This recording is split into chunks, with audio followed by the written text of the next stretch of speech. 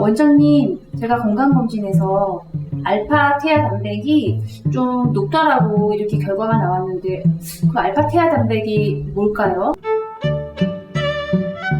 네, 건강검진에서 알파 태아단백이라고 하는 종양 수치가 높다고 오시는 분이 이제 적지 않습니다. 이름이 종양 표지자이고 간암대 올라간다고 하니까 걱정이 이제 많이 되기도 합니다. 글자 그대로 태아가 만드는 단백인데 간암 때 특이적으로 올라가는 수치거든요. 그런데 이런 분들 중에 대부분은 간암의 위험 요소가 없는 분들이고 우연히 혈액 검사를 해보니까 살짝 수치가 올라가서 오는 경우가 많습니다. 정상이 이제 병원마다 좀 틀립니다만 7 정도까지라면 8, 9, 10, 한 12, 이 정도 약하게 올라가는 이제 경우가 대부분인데요. 이런 분들은 다시 검사를 해보면 7 이하로 내려가 있는 분도 있고 계속 약간 올라간 상태로 유지한 분도 있고 다양합니다. 알파 태아 단백은 엄마 뱃속에서 태아가 만들어내는 단백질입니다.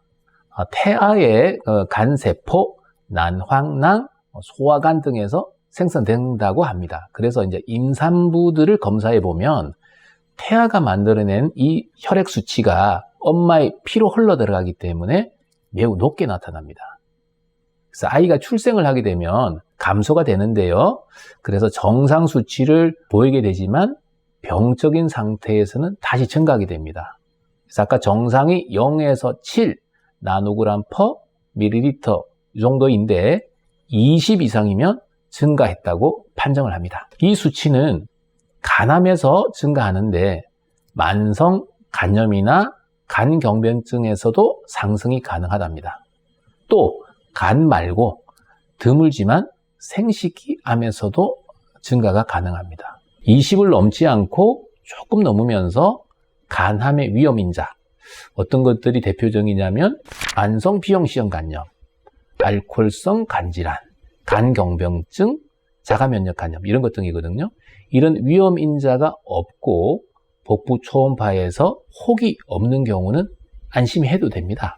하지만 B형 C형 간염, 간경병증 환자의 경과관찰을 하다 보니 이 알파 태아 단백이 확 올라가 있는 경우에는 매우 중요한 임상적 의미를 갖고 있습니다. 두 번째는 간암 치료를 하고 나면 이 수치가 떨어지거든요.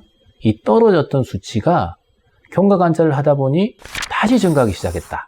이러면 재발을 강력히 의심해야 됩니다. 하지만 이 수치는 위양성, 위음성, 이 말은 가짜 양성, 가짜 음성이 많다는 소리인데요. 이 수치가 높다고 다 간암이 아니듯이 간암이 있다고 해도 다 올라가지 않습니다. 2cm 이상 간암의 30% 정도는 정상 수치를 보인다고 알려져 있어요. 또 큰 간암의 경우도 정상 수치를 보이는 경우도 있답니다. 초음파나 CT에서 혹이 있으면서 이 수치가 400 이상 매우 많이 올라가면 간암을 매우 시사합니다. 결론적으로 간암 위험 인자가 없는 분들에서 조금 상승하는 거는 크게 걱정하지 않아도 됩니다.